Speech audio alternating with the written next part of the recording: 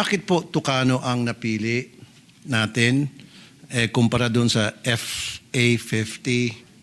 Nakikita niyo naman po, yung Tucano, propeller pa po yung ginagamit.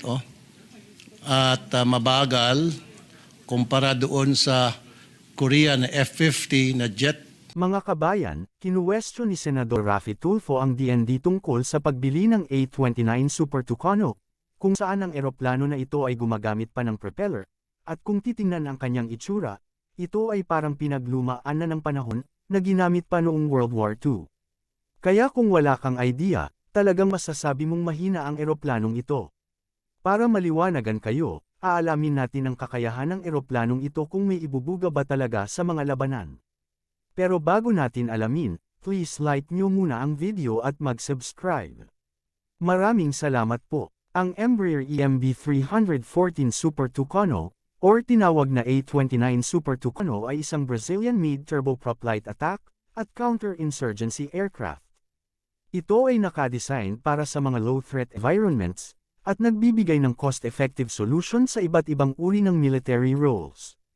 Ito ay napaka-highly versatile at ginagamit sa malalayong na mga operations, kasama ang close air support, armed reconnaissance, border surveillance, intelligence, surveillance, and reconnaissance, and advanced tactical training. Ang eroplanong ito ay equipped ng advanced sensors tulad forward-looking infrared, at compatible ito with night vision goggles. Kaya kahit sa gabi gamitin, kaya pwede niya mag-operate ng maayos katulad sa mga jet fighters. Ito ay mayroon ding modern cockpit with a heads-up display and an integrated sensor suite, including an electro-optical infrared sensor for surveillance and targeting. Kaya pareho lang din sa jet fighters ang mga gamit niya. Ito ay may dalawang internal wing-mounted na .50 caliber machine gun at 5 external hardpoints, na kayang magdala ng iba't ibang uri ng bomba at air-to-air missile, na may total na bigat na umaabot ng 1,500 kilograms. Ang aircraft na ito ay kilala sa pagiging ruggedness niya, durability, at may kakayahan na mag-operate sa mga unprepared or short runways. Ito ay may endurance na mahigit 6 hours on internal fuel, kaya maganda ito gamitin sa pagpatrolya.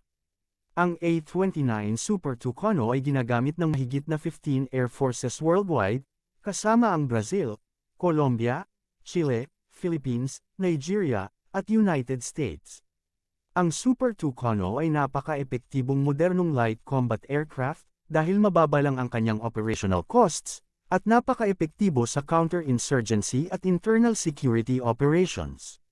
Ang plano ng Pilipinas ay bibili ng 18 units ng eroplanong ito, ngunit dahil sa maliit na lang ang internal threat, ginawa na lang itong 12 units. Sa ngayon ang Pilipinas ay mayroon ng 6 na Super Tucano. Dahil sa lumalalang external threat ng Pilipinas, ang darating na 6 na Super Tucano ay pinalakas ang kanyang kakayahan. Kung saan kaya nito mag-fire ng anti-ship missile na Sea Icebreaker missile, na may range na 300 kilometers. Ang missile na ito ay kayang umabot ng West Philippine Sea, kaya pwede din itong gamitin pang depensa ang eroplanong ito. Ang Sea Icebreaker missile ay isang long-range, precision-guided cruise missile system na gawa ng Israeli company Rafael Advanced Defense Systems. Ito ay nakadesign para sa land at sea targets. Ito ay may very low observable stealth characteristics. Kahit medyo maliit ang missile na ito compare sa BrahMos at Harpoon, kaya pwede nito mag-paralyze ng malalaking barko pag tinamaan. Kaya may chance na ikakabit din ito sa maliliit na barko ng Philippine Navy in the future. Kahit pang World War II ang itsura ng A-29 Super Tucano, kaya nito magpalubog at mag-paralyze ng mga barko ng kalaban. Kaya hindi pwedeng maliitin ang kakayahan nito, dahil puro advance at moderno ang nakakabit na mga gamit at mga weapon nito. Yun lang mga kabayan, maraming salamat sa time ninyo.